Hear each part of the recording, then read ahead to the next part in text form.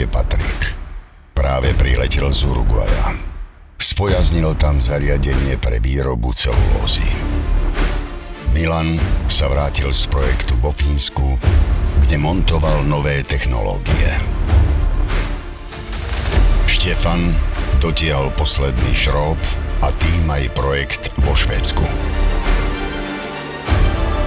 A Ľubo, ten prišiel len z bufetu.